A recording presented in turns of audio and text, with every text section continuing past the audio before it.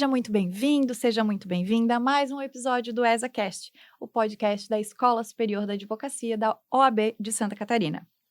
O universo das empresas de tecnologia é veloz, inovador e desafiador. E o direito precisa acompanhar esse ritmo.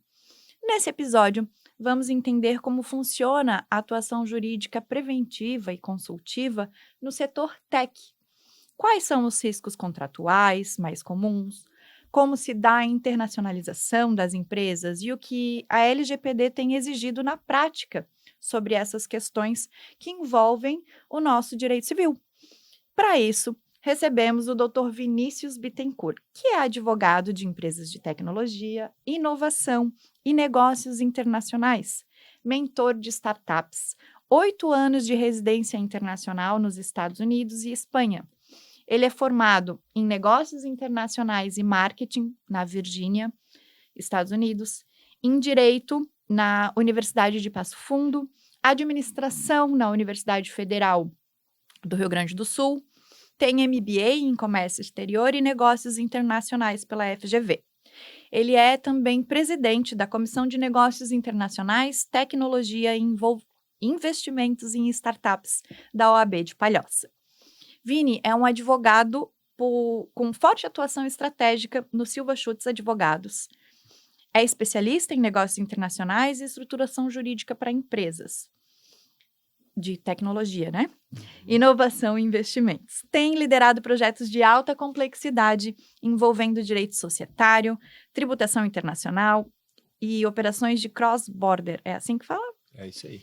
Com ênfase em startups e destaques para negócios em blockchain e tokenização de ativos. Fica com a gente até o final. Essa conversa com certeza vai ajudar a esclarecer o tema e nos levar a aprender um pouquinho mais. Seja muito bem-vindo, Dr. Vinícius. Obrigada por ter aceitado o nosso convite. Obrigado, doutora Bárbara, pelas palavras, pela apresentação. E, resumindo, é isso, né? Então, um prazer estar aqui com vocês hoje, aos colegas que estão em casa ou no escritório ou em algum lugar nos assistindo. Será um prazer compartilhar um pouquinho aí da nossa experiência nos últimos 15 anos. Posso te chamar de Vini? Claro, por favor. Não precisa chamar de doutora também. Tá bom. A gente está num Estamos papo alinhados, bem informal aqui. Obrigado. Vini, me conta como que surgiu essa tua conexão com a área de tecnologia, com o universo de empresas de tecnologia e como funciona essa relação do direito com essas empresas. Bom, é bem interessante porque eu sempre tive muito ligado com o esporte e também os Estados Unidos por conta da minha formação inicial em negócios internacionais e marketing na Universidade da Virgínia, e o inglês sempre foi um ponto forte na minha formação. Então, quando eu voltei para o Brasil em 2011, eu comecei a trabalhar um pouco na área do direito aduaneiro, que trabalhava justamente essas questões internacionais que eu entendia que seria o meu foco. No entanto, atuando nesse início, eu percebi que o direito aduaneiro ele é muito mais voltado para o direito administrativo e em alguns processos administrativos junto à Receita Federal do Brasil. Então, ali eu não aplicava 100% o meu potencial de entender e ter vivenciado a experiência justamente com a habilidade do inglês. Então, eu voltei o foco um pouco mais para a área de contratos, e a partir de 2017, 2018, eu entendi um pouco mais alguns termos em inglês, como, por exemplo, term sheet, drag along, tag along, que são termos contratuais que a gente usa em contratos de investimentos com startups. E esses termos são do inglês, né? Nos apropriamos dos Estados Unidos, do inglês, principalmente lá dos Estados Unidos, e eu percebi que eu teria uma facilidade em poder compreender isso e aplicar na prática, na minha advocacia. Então, foi justamente isso que começou a me guiar com o foco mais para empresas de tecnologia e inovação.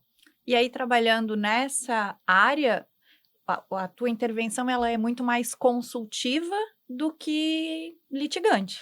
Exatamente. Nós atuamos hoje 100% focado na consultoria para negócios. Então, eu comento muito com os colegas e com clientes e parceiros que hoje eu não tenho na minha atuação, nenhum processo judicial, eu não vou ao fórum, não tenho audiências, então é muito mais uma opção de carreira e também como uma oportunidade de diferenciação em relação ao que a gente vê hoje na advocacia do Brasil.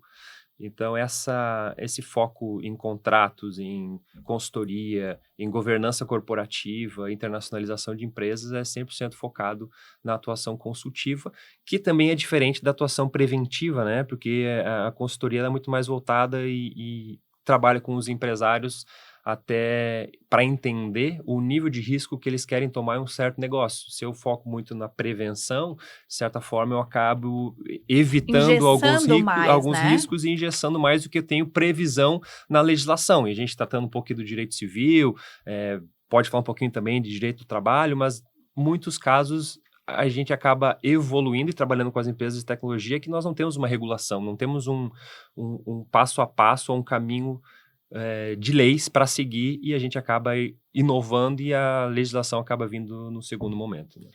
Eu acho importante fazer essa distinção entre preventivo e consultivo, porque o preventivo, você vai dar aquela opção mais segura para o teu cliente, enquanto o consultivo, tu acaba dando todas as opções e apresentando para ele quais são os riscos e ele analisa qual é o risco que ele quer correr, mas não fica tão fechado quanto ficaria no preventivo, né?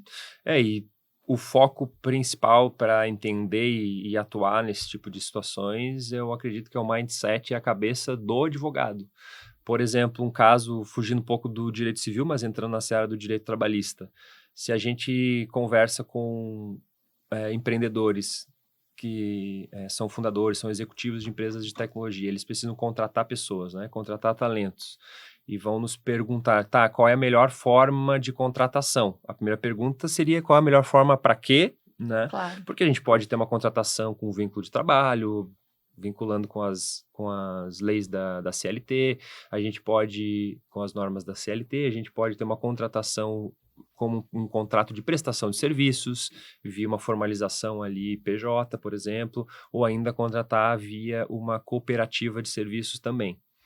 E aí, quando eu falo do perfil, é de entender o perfil do empreendedor e também o perfil do mercado. Então, por exemplo, o profissional de tecnologia hoje, 99% desses profissionais têm uma aptidão e tem uma preferência por ter um vínculo de trabalho, não vínculo de emprego, mas o vínculo de trabalho mais flexível, mas mantendo as responsabilidades que eles vão ter por conta do volume de trabalho ali naquela entrega. Então, isso permite uma negociação muito mais aberta, mais ampla e de maior interesse para ambas as partes. Então, eu acho que essa, para mim, é uma diferença bem interessante de eu indicar um contrato via CLT, porque seria preventivo, para eu mitigar quaisquer riscos, né? Uhum. Mas também a parte do contrato via direito civil pela prestação de serviço, que também é amplamente aceito no mercado de tecnologia, especialmente quando a gente presta algum serviço para fora do Brasil, né? Falando um pouco já sobre internacionalização. E aí é aquilo que tu falou, de conhecer o teu cliente, conhecer a empresa, a área que ele está conectado e o público que vai alcançar, porque esses trabalhadores da área de tecnologia, como você mesmo falou, eles são muito mais maleáveis, então eles não gostam da rigidez do horário de trabalho, é aquele negócio, te dou a demanda e eu preciso da demanda pronta até tal dia. Se vai trabalhar de dia, de noite, isso pouco importa, que é um pouco diferente das empresas tradicionais, que acabam engessando também um pouco mais, porque precisam dessa estrutura mais rígida, né? E também exatamente, pelo perfil da posição, da atuação do profissional. Por isso que eu comento bastante que nós, advogados, a gente precisa olhar um pouco para fora do direito se gostaria ou se tem o interesse de trabalhar um pouco mais, não só com empresas de tecnologia, mas vamos olhar um pouco de empresas no formato geral, mas nessa área de consultoria, onde a gente trabalha contratos, orientações. Pois é, nesse tu fala sentido. bastante de internacionalização de empresas, Sim. mas para quem é mais leigo, né, tá entrando agora, a gente fala muito aqui no ESACast com a jovem advocacia, então ainda estão se encontrando nas áreas, buscando se especializar. O que seria na prática, assim, o que é essa frente jurídica de internacionalização de empresas? Como isso se relaciona com o direito? Como funciona? Sim. A gente tem Eu costumo falar sobre os 5 pilares da internacionalização de empresas ou de negócios, onde o direito é extremamente relevante. Então, por exemplo, contratação de pessoas. Eu posso ter uma empresa brasileira e eu talvez necessite, ou por perfil, eu posso contratar alguém fora do Brasil para prestar um serviço para minha empresa aqui do Brasil. Ou eu estou interessado em um cliente na Alemanha, por exemplo, e eu preciso encaminhar expatriar um profissional da nossa empresa do Brasil para trabalhar na Alemanha. Então, esse é um perfil interessante de contratação de pessoas.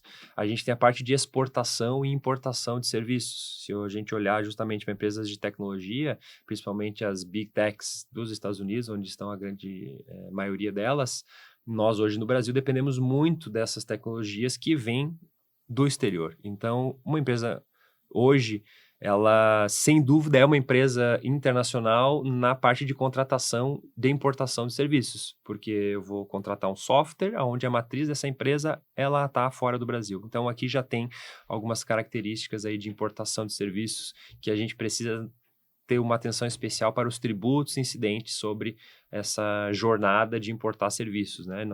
Talvez não é o momento de falar sobre a tributação incidente, mas a gente tem uma alta carga tributária na importação de serviços ali, liberando 50% sobre o preço do serviço contratado.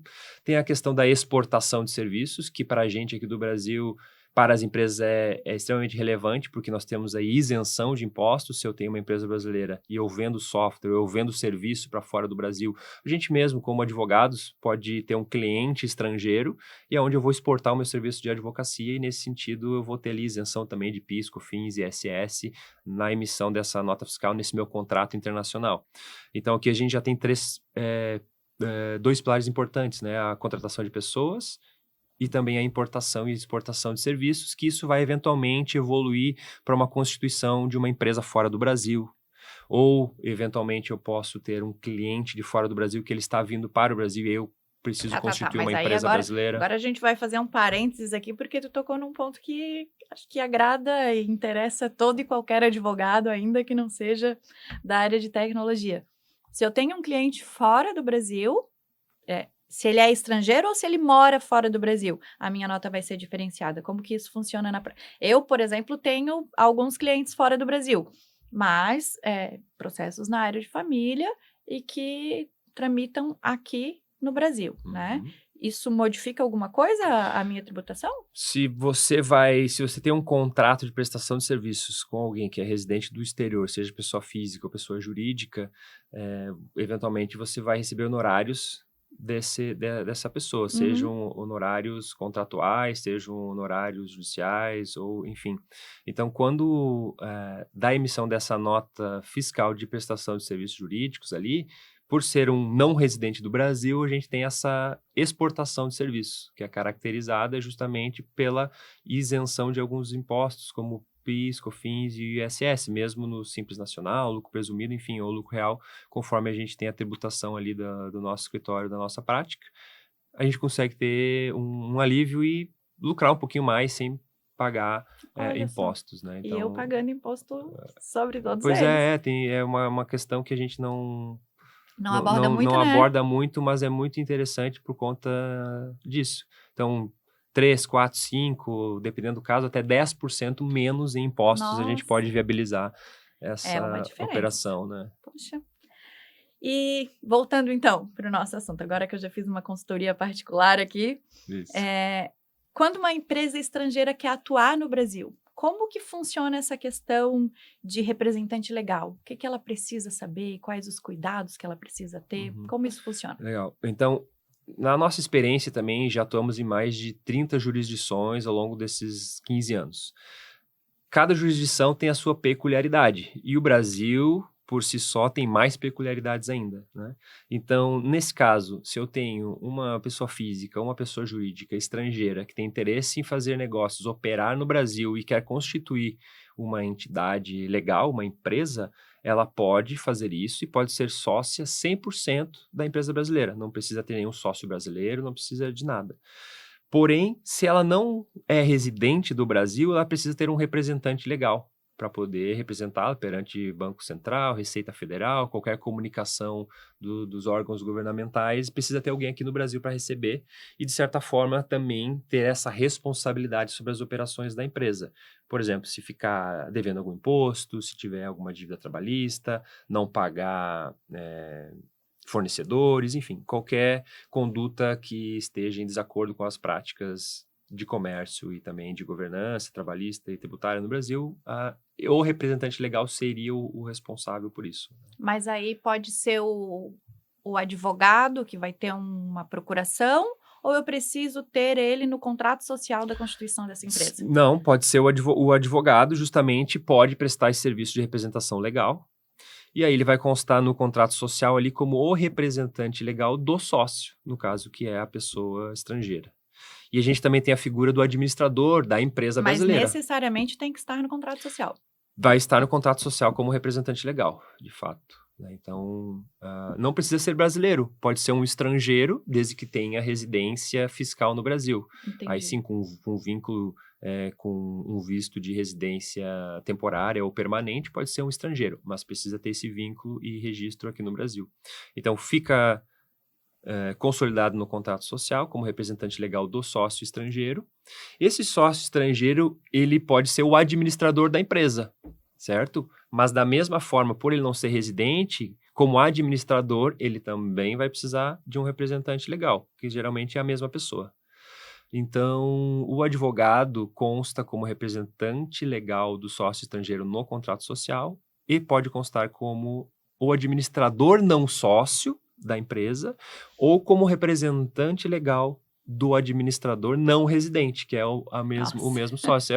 Enfim, é um tema um pouco, como eu falei, o Brasil tem mais peculiaridades, enrolado, né? mais peculiaridades ainda, né? Então é um tema, não é complexo, mas necessita um entendimento assim e de certa forma bem interessante e tem retorno bem legal também. E isso pode causar uma certa confusão, né? Porque aí essa tua espera não é a minha realidade, por exemplo. Mas eu vejo impactos e a necessidade de ter esse tipo de conhecimento, porque vamos dizer que eu tenho um devedor de alimentos. Uhum. Eu vou executar o cara, vou pedir penhora, descubro que ele é lá o administrador de uma empresa estrangeira. Vou pedir para penhorar os direitos que ele tiver sobre aquele contrato, né? Uhum. E às vezes a gente ainda não tem essa profundidade de conhecimento de o que é o administrador, o que é o representante legal, o que é o sócio, se eu posso ou se eu não posso penhorar essas cotas, como que eu vou explicar isso dentro do meu pedido de penhora, por exemplo, para que o juiz possa entender e de fato trazer o que é do interesse do meu cliente. Sim. De fato, nesse caso do judicial, eventual execução, penhora de cotas, aí a penhora de cotas, ela pode ser feita em relação ao sócio da empresa, não em relação ao representante legal, porque de fato não tem participação societária naquela empresa, ele é apenas um representante do sócio estrangeiro. Mas aí talvez nesse contrato social é previsto um prolabore, um valor, e aí esse valor eu já posso pedir a penhora automática. Aí eventualmente pode pedir a penhora do valor do prolabore ou porque o administrador... Porque ele vai ser remunerado. Como administrador, ele tem uma remuneração estatutária ali de pelo menos um salário mínimo, né? Então, ele vai ter essa remuneração como administrador da empresa. Poderia ser feito pedido em cima disso, né? Então, a não ser que o devedor fosse de fato o sócio, aí sim poderia pedir a penhora das cotas, né? E do ponto de vista do advogado, assim, quais são os erros mais comuns nesse processo de entrada e de saída de empresas de tecnologia no mercado internacional? Eu acredito que talvez não entender de fato o negócio do cliente. Então, quando eu falo, a gente vê muito na prática, no dia a dia, é que essas respostas para ter uma atuação mais assertiva, não cometer erros, logicamente que o conhecimento jurídico todos nós precisamos ter, mas a gente precisa olhar um pouco mais para fora do direito. e entender, de fato, qual é a operação desse cliente. Ele presta uma consultoria, ele tem um software, ele licencia esse software ou ele vende essa prestação de serviço.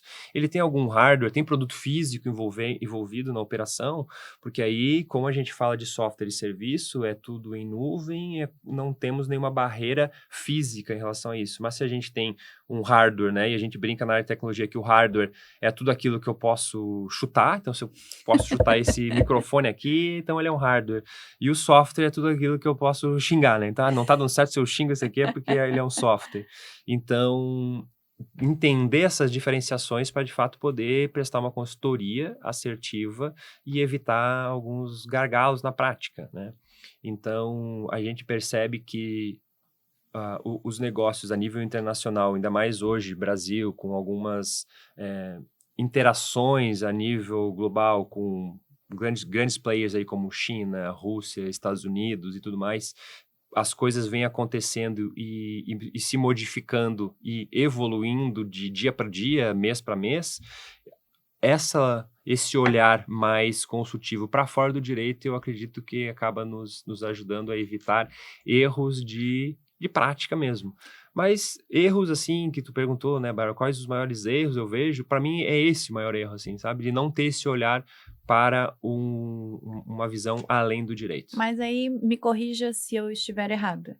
Não é frequentando congressos de direito e tecnologia que o advogado vai alcançar essa expertise. Eu vou precisar estar no meio tech, né? Participar de eventos de tecnologia, onde vai estar o público que vai me ensinar sobre a realidade dessas empresas. Claro, a gente está falando com advogados, né? Somos a Escola Superior da Advocacia e temos conteúdo e cursos voltados para essa área, para o aperfeiçoamento técnico jurídico, mas se a gente tem a intenção de atender empresas de tecnologia, eu preciso conhecer a realidade deles, e não só a realidade jurídica, né? Porque senão eu não consigo alcançar esse público. Sim, porque a gente tem um desafio muito grande como advogados, que eu até escutei mais de uma vez, que o advogado ele é um mal necessário, né? Eu fiquei até chocado quando eu escutei essa colocação assim, e sendo que a gente estava colaborando com esse cliente para constituir negócios, não era nenhuma demanda judicial de alguma coisa que não deu certo, que eles estavam lá debatendo, né, algo que não fizesse sentido para construir negócio. Então, essa visão a gente consegue trazer uma explicação, digamos assim, para esse empresário, para esse empreendedor, estando no ambiente dele. Então, não adianta, de fato, eu participar de um congresso sobre direito civil e, de repente, convidar o meu amigo, o meu colega, o meu cliente, empresário, empreendedor, para estar nesse evento. Ele não vai. Mas ele vai estar num Startup Summit que a gente tem aqui em Florianópolis. Ele, de repente, vai estar no... Que, inclusive, é nos próximos dias, né? Isso, agora em agosto, né? Em final de agosto, a gente tem o Startup Summit, um evento para mais de 15 mil pessoas aqui. Vem startups, empresas de tecnologia, inclusive de fora do Brasil. Bastante também investidores e empreendedores. Então, é um local de networking, de conversa, de entender a dor desse pessoal, para aí sim a gente aplicar o direito em relação ao que eles estão nos colocando. Então, a gente às vezes pensa qual é o foco, né, da atuação do advogado nesse caso. É o meu cliente, mas na verdade o foco do advogado deve ser o foco do cliente dele, para onde que esse cliente está olhando, o que que ele precisa. Muitas vezes ele não tem essa visão. O que ele espera, onde ele quer chegar, coisas do Muitas gênero, vezes né? ele não tem essa visão, mas é o nosso trabalho de, por isso, estar perto dele, do ambiente onde ele circula, as atividades que ele realiza, para aí sim poder, com o nosso conhecimento jurídico, aplicar ali uma consultoria que faça sentido. Vini, tu atuas muito com contrato de prestação de serviço, desenvolvimento de software, de hardware, de licenciamento e tal. Há algum padrão de erro que consegues identificar com frequência nesses instrumentos? É interessante, a gente considera pouco ou não olha muito para a parte da propriedade intelectual, né? Então, por exemplo, se a gente considera um contrato de licenciamento de software ou alguém que esteja desenvolvendo a tecnologia para o nosso cliente, porque veja, o nosso cliente pode ser uma empresa de tecnologia, mas ele tem desenvolvedores arquitetos, engenheiros de software e outros profissionais que desenvolvem a tecnologia para essa empresa. Então, como que está o contrato? Qual é a relação dessas pessoas? Esses desenvolvedores são sócios da empresa ou não? Esses desenvolvedores prestam um serviço e essa tecnologia é transferida para a empresa ou é uma tecnologia desenvolvida pelo desenvolvedor da tecnologia em si e ele vai poder usar isso com terceiros? Então, a parte dessa proteção, ter muito claro, né? E eu acho que um ponto de partida interessante é o front-end e o back-end da tecnologia, né? O front-end é tudo aquilo que a gente vê, por exemplo, no celular, nossa interação, o que a gente tem de experiência como usuário, o que a gente vê ali é o front-end, é o bonitinho. E o back-end, de fato, são os códigos, é o desenvolvimento da tecnologia, que é o que a gente não vê. Então, isso já é um divisor de águas, porque, por exemplo, eu posso ter um front-end bonito com a minha marca, com o meu layout, com a minha identidade visual, e eu não quero que o desenvolvedor utilize esse mesmo design para um outro terceiro cliente, mas ele pode usar o back-end, a tecnologia que foi desenvolvida. Então, essa negociação eu vejo que ela muitas vezes não é muito clara, não está bem delimitada até onde a gente pode ir explorar isso ou não. E em relação à LGPD, quais são as maiores preocupações dos clientes dessa área? Quais são as maiores vulnerabilidades, os maiores erros? Interessante, né? A Lei Geral de Proteção de Dados aí de 2018 aqui no Brasil, e uma das primeiras notificações ou multas foi justamente uma empresa de pequeno porte, né? A gente imagina que as coisas vão acontecer somente com as grandes empresas. Então, a gente nota muito que um ponto principal é a coleta de dados e a autorização de tratamento desses dados, até onde vai isso, né? Então, por exemplo, Lei Geral de Proteção de Dados faz referência aos dados que reconhecem ou identificam uma pessoa física. Mas a gente já usa isso também para o que identifica uma pessoa jurídica. Por via das dúvidas, uma atuação consultiva e talvez preventiva, a gente já considera, por exemplo, CNPJ, número de funcionários, dados relevantes de faturamento e tudo mais, também como um dado interessante que deve ser protegido. Mas eu vejo que a coleta do dado sem a devida anuência, sem a devida autorização, e para que esse dado vai ser usado, eu acredito que esse é o início do fim, porque se a gente não tem essa autorização de coleta de dados e uso, desde o começo, esse dado está contaminado, a partir dali eu não vou poder fazer mais nada com ele. Então, a nossa orientação em contratos, justamente, é sempre ter a anuência do usuário para poder coletar os dados e que a prática ou a utilização de tratar esses dados, ela seja para cumprir os fins daquele contrato específico. E isso não quer dizer que eu, empresa, vou ter que ficar com esses dados dentro da minha empresa, mas se eu preciso de uma consultoria terceirizada específica para me ajudar a resolver o problema do meu cliente, se eu tenho essa autorização expressa no contrato, eu consigo fazer essa transferência para ele poder desenvolver o serviço dele. Mas se eu não tenho essa cláusula, que pode ser um detalhe, né, que é importante, mas é um detalhe, eu fico preso e eu como cliente, como empresa, não consigo ter terceiros me ajudando a resolver essa demanda.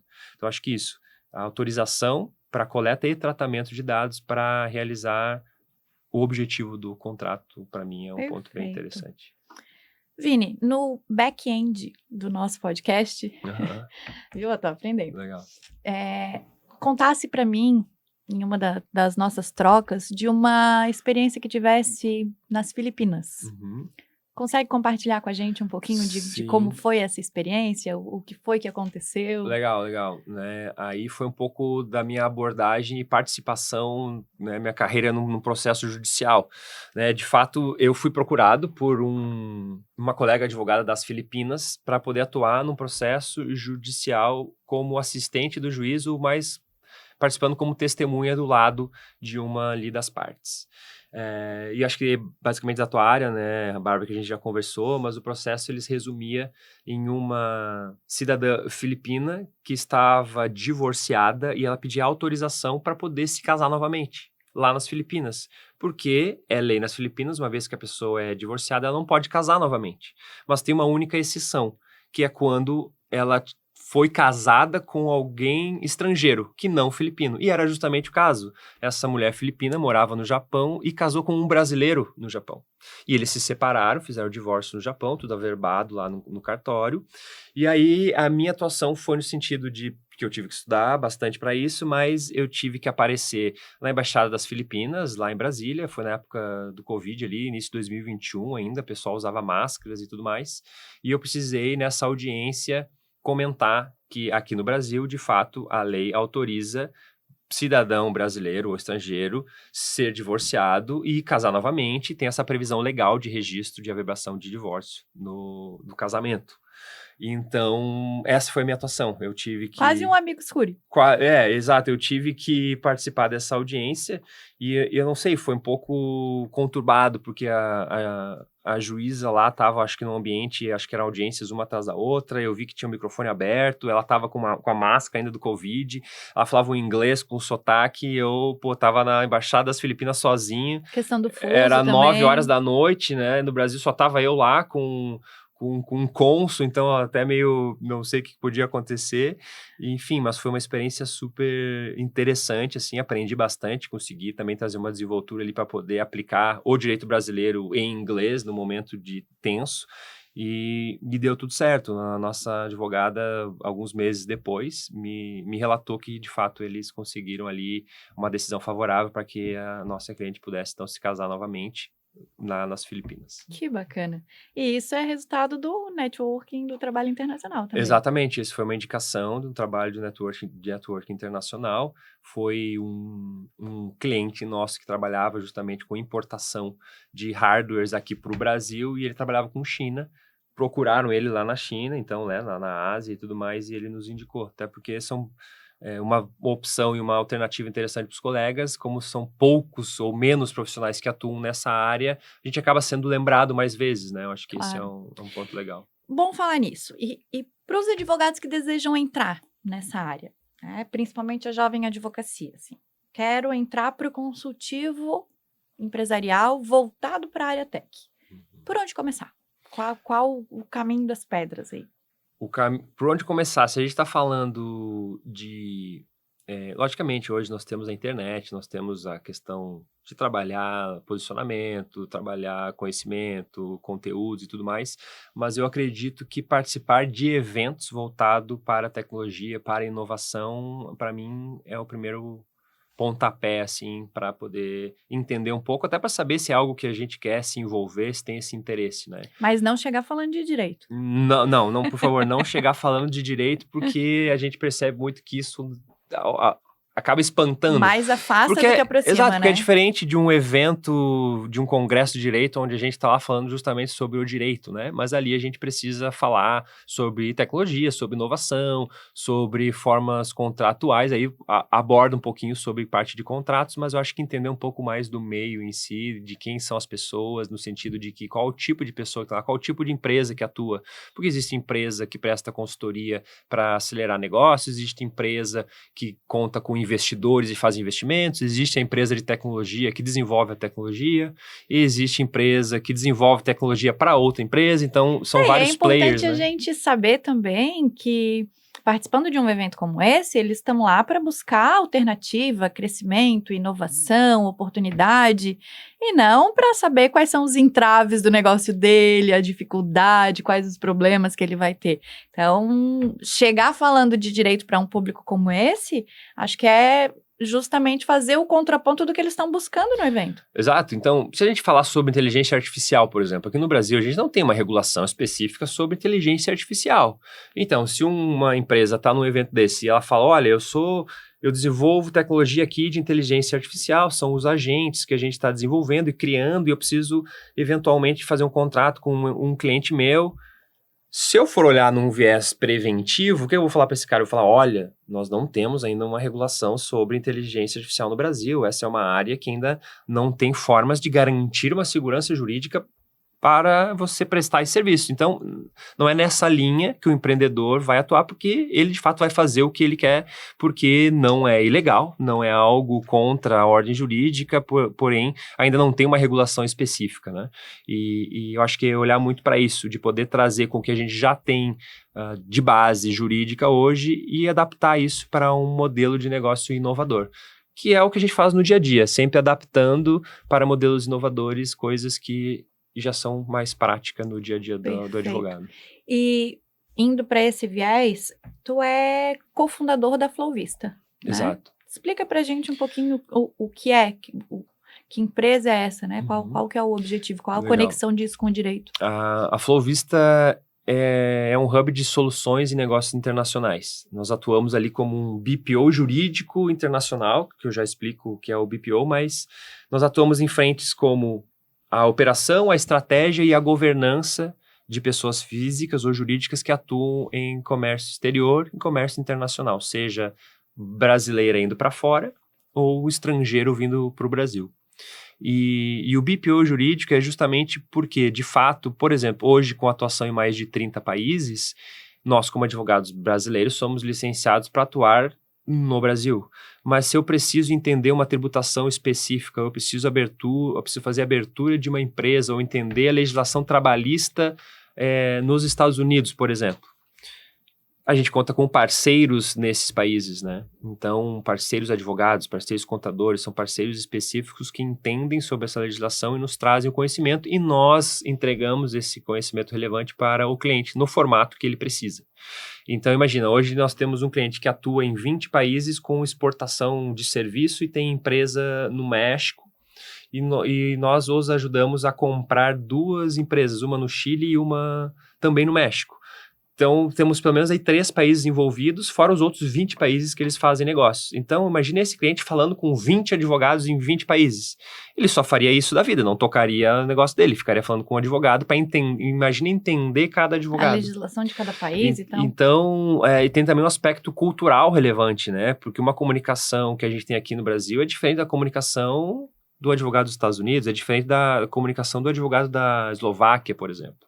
Então, a gente tem uma experiência com a Eslováquia também, e pela má comunicação do advogado parceiro, não má comunicação, porque é a cultura deles, eles nos comunicou, a gente precisava fechar uma empresa de um cliente lá na Eslováquia, e fizemos todos os trâmites, resumindo aqui, fizemos todos os trâmites, e no final da operação ele falou, beleza, a empresa está fechada, está na internet aqui, a publicação, esse é o site, mas é isso. Aí eu falei, tudo bem, mas eu quero um documento assinado, né? Uma comprovação, uma ata, alguma coisa, um registro na junta do comércio que diga que de fato as operações estão fechadas, a empresa está fechada. Aí ele falou para mim que não, a gente aqui na Eslováquia não tem esse documento assinado, é só acesso no site. E pra gente aqui no Brasil, onde tudo precisa ser assinado com reconhecimento de firma e tudo mais, soa um pouco estranho, né? Então a gente já começa a pensar, bom, nos aplicaram um golpe. Esse cara pegou o dinheiro do cliente e não fez nada do serviço e forjou aqui uma página da internet, né? Como bons adeptos à tecnologia, a gente já olha para isso. Nossa, essa página da internet é fake. Então, tivemos uma segunda opinião de um outro advogado lá e ele de fato nos relatou que não, aqui é assim mesmo, nós não temos assinatura de documentos. Então, imagina um empreendedor, um empresário ficar preso nessa nuance de incertezas quando negociando em outras jurisdições. Então, a gente atua com esse BPO jurídico, fazendo essa intermediação para os empreendedores. É algo que, de fato, a empresa está aí com quase 1 ano e meio de idade, né, novinha, mas a gente está trabalhando forte e colhendo os frutos aí dessas parcerias internacionais. Que incrível, muito bom. Vini, agora a gente está se encaminhando já para o final e a gente tem um quadro que se repete em todos os episódios. Ele chama Última Instância. Eu vou fazer umas perguntinhas e daquelas que tu responde com a primeira coisa que vem na tua cabeça, sem muita explicação, sem muita contextualização. Tá. Né? Combinado. Bate e volta, assim. Tá bom. Um livro que todo advogado deveria ler. Semente da Vitória, do Nuno Cobra. Esse livro é muito bom. Eu sou apaixonada pelo Nuno Cobra, né? Mas esse livro é muito bom mesmo. Uma inspiração, dentro e fora do direito. O meu pai. Dentro e fora do direito. Ele é advogado também? Também é advogado. Muito bom. E um cara que mais de 50 anos aí na advocacia, continua trabalhando firme e forte. Então, para mim, uma inspiração. Um erro que te ensinou mais do que qualquer acerto. Eu acredito que na época, quando fiz a faculdade nos Estados Unidos, fiz um estágio para advogados que trabalhavam com compra e venda de empresas. Um erro, talvez não erro, mas de ter continuado um pouco mais com eles lá atrás, em 2004, 2005, para mim hoje, olha que teria feito uma diferença importante na questão profissional. Uma frase ou um princípio que te guie na vida. Acredite nas pessoas até que elas te provem o contrário. Uma causa que você sempre defenderia. A liberdade econômica e o direito de fazer negócios sem intervenção do governo. E o maior desafio da advocacia hoje? O posicionamento do advogado. Um conselho para quem está começando na advocacia. Olhe para fora do direito e busque uma inspiração fora do direito que acho que vai ajudar a encontrar um caminho interessante. E a última. Vinícius por Vinícius em uma palavra. Persistente. Boa, muito bom.